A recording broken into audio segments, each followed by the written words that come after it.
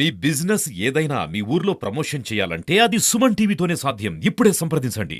ఈ వైసీపీ నాయకులు, వైసీపీ అధినాయకుడైన జగన్మోహన్ రెడ్డి కావచ్చు, కొందరు నాయకులు కావచ్చు, ఈరోజు వాళ్ళు మాట్లాడుతున్నది ఏమంటే విశాఖలో ఉన్న ఉక్కు పరిశ్రమని ఎప్పుడైతే మనం విశాఖ ఉక్కు ఆంధ్ర హక్కుగా దాన్ని పోరాడి ఎంతోమంది ప్రాణాలు అర్పించి నిలబెట్టుకున్న విశాఖపట్నం స్టీల్ ప్లాంట్ని ప్రైవేటు పరం చేయాలని చెప్పి ప్రయత్నించిన వ్యక్తి ఈ జగన్మోహన్ రెడ్డి. దానికి ఉదాహరణగా ఈరోజు మీరు చూసుకుంటే అమూల్ డైరీకి ఉన్న ముందు మన గవర్నమెంట్ డైరీలన్నీ దారాదత్తం చేసినాడు లాంగ్ లీజ్. ఎందుకు ఇవి లాంగ్ లీజ్ కంటే ఈరోజు ఎప్పుడో 30-40 ఏళ్ళ క్రితము ఉన్న స్థలాల్లో ఈ పొద్దు విలువలు పెరిగినాయి. విలువలు పెరిగి ఒక రియల్ ఎస్టేట్ చేసుకోవాలని ఒక దురుద్దేశంతో చేసిన కార్యక్రమం, మేము మొదలుపెట్టిన కార్యక్రమం సక్సెస్ కాలేదు. ఈరోజు కూటమి ప్రభుత్వం అధికారంలోకి వచ్చిన వెంటనే మొదట విడతగా 1650 కోట్లు, అంటే జిఎస్టీ పెండింగ్లు 500 కోట్లు, దాంతోపాటు స్టీల్ ప్లాంట్కు రా మెటీరియల్ సప్లై చేసిన సప్లయర్స్కి 1150 కోట్ల బకాయిలను ఇమ్మీడియట్గా మన కూటమి ప్రభుత్వం ఏర్పడిన వెంటనే రిలీజ్ చేసినారు మన సెంట్రల్ మినిస్టర్ గారు కుమారస్వామి గారు. దాని తర్వాత దీంతో కాదు, ఇప్పుడు మళ్ళా ఈ పరిశ్రమ లాభాల్లోకి రావాలని చెప్పి మళ్ళా మన సీఎం గారు ఎంతో కష్టపడి నారా చంద్రబాబు నాయుడు గారు ఢిల్లీకి 10 సార్లు తిరిగి మా విశాఖ ఉక్కు ఆంధ్రుల హక్కు ఇది, దీన్ని కాపాడండి అని చెప్పి వాళ్ళకన్నీ 2-3 సార్లు పోయి తిరిగితే మన ప్రధానమంత్రి గారు విశాఖ పర్యటనకు వచ్చి మళ్ళీ 11,440 కోట్లు మనకు శాంక్షన్ చేసినాడు. ఈ 11,440 కోట్లు ఏంటంటే రన్నింగ్ క్యాపిటల్ అంటారు. అంటే మనము దానికి కావాల్సిన ముడిసరుకును కొనుక్కోవడానికి, పరిశ్రమను లాభాల బాటలో పంపించడానికి దానికి కావాల్సిన ఇన్వెస్ట్మెంట్ ఈరోజు వచ్చింది. అంటే ఒక పరిశ్రమ ఏదైనా నష్టాల్లో ఉన్నప్పుడు ఎవరైతే రాష్ట్రాన్ని పాలిస్తూ అంటారో వాళ్ళు ఆ పరిశ్రమను లాభాల్లోకి ఎట్లా తీసుకురావాలని ఆలోచించాలి తప్ప, లాభాలకు వచ్చే పరిశ్రమను వాళ్ళ సొంత ప్రయోజనాలకు, వాళ్ళ నాయకులకు దారాదత్తం చేసేకి అలవాటు పడిన ఈ వైసీపీ ప్రభుత్వం, ఈ వైసీపీ నాయకులు, దీనివలన కూటమి ప్రభుత్వము చేస్తాన్న ఈ పని ఎక్కడ జనాలకు తెలిసిపోతుందో, జనాలు ఎక్కడ వీళ్ళని ఆదరిస్తారో, వీళ్ళకి ఇంకా ఆదరణ ఎక్కువవుతుంది, మాకు వచ్చిన ఈ 11 సీట్లు కూడా ఈసారి అవి కూడా రావు అని ఒక దురుద్దేశంతో చేయడం తప్ప దీంట్లో ఎటువంటి వాస్తవం లేదు. అందరికీ బాగా తెలిసిన ఈ వైసీపీ ప్రభుత్వం గత 5 సంవత్సరాలుగా మీరు చేసింది ప్రతి ఒక్కరికి తెలుసు. గవర్నమెంట్ సెక్టార్లన్నింటినీ మీరు అమ్మేసినది తెలుసు. గవర్నమెంట్ సెక్టార్లలో ఉన్న భూములన్నింటినీ ఫ్రీ హోల్డ్ చేసి రిజిస్ట్రేషన్లు చేసినది తెలుసు. గవర్నమెంట్ డైరీలన్నింటినీ అమూల్కి దారాదత్తం చేసినది తెలుసు. అన్నీ ప్రజలు గమనించినారు కాబట్టే మీకు 11 సీట్లు ఇచ్చి ప్రతిపక్ష హోదా కూడా లేకుండా చేసి ఈరోజు మా నాయకుడు 74 ఏళ్ళ వయసులో 175 నియోజకవర్గాల్లో తిరిగి ఆయన ప్రజలందరినీ చైతన్యపరిచినారు కాబట్టి ఈరోజు మా కూటమి ప్రభుత్వానికి 164 సీట్లు ఇచ్చినారు ప్రజలు. మీరు ఎన్ని మాట్లాడుకున్నా ఏం చేసినా ఆ టీవీల దగ్గర లేకపోతే మీ ఛానల్ ఏదైతే ఉందో ఆ ఛానల్లోనే మీ పేపర్లో రాసుకోవాల్సింది తప్ప ప్రజల్లో అయితే ఎవరు మా గురించి చెడుగా అనుకోరు. వాళ్లకు డెవలప్మెంట్ అంటే తెలుసు.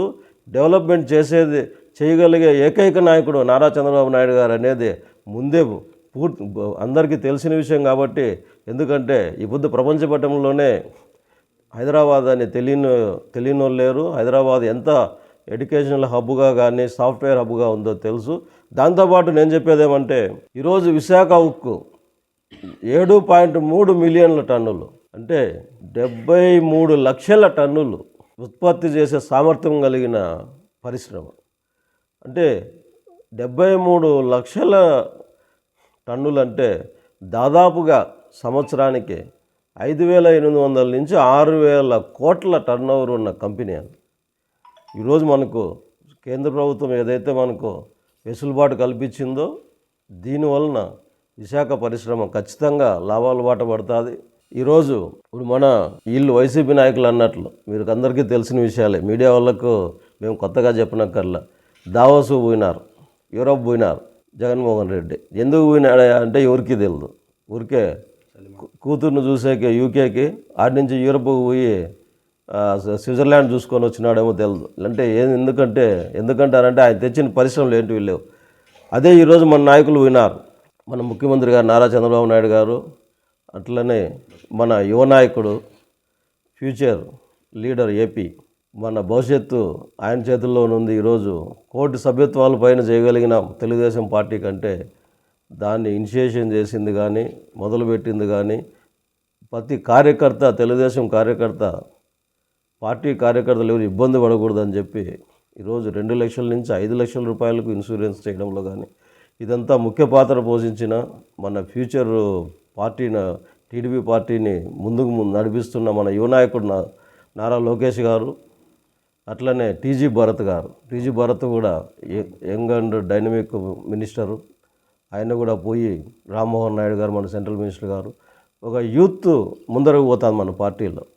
అక్కడున్న మన తెలుగు వాళ్ళు ఎవరెవరైతే ఇండస్ట్రియలిస్టులు ఉన్నారో వాళ్ళందరితో మాట్లాడడం, వాళ్ళతో పాటు యూరోప్లో ఉన్న మిగతా అన్ని కంట్రీస్ నుంచి, ఆస్ట్రిన్ నుంచి కానీ, ఆస్ట్రేలియా నుంచి కానీ, ఫ్రాన్స్ నుంచి కానీ, స్విస్ నుంచి కానీ, వచ్చిన అల్బేనియా నుంచి కానీ, ఈ యూరోప్ కాంటినెంట్లు ఏవైతే ఉన్నాయో 11-12 కంట్రీస్ వచ్చిన అందరు వ్యాపారవేత్తలతో మాట్లాడి ఈరోజు మా ఆంధ్రప్రదేశ్కి రాండి, మేము ఇవన్నీ మీకు కల్పిస్తాం. మాకు ఎక్కడ రాష్ట్రంలో, దేశంలో ఏ రాష్ట్రానికి లేనంత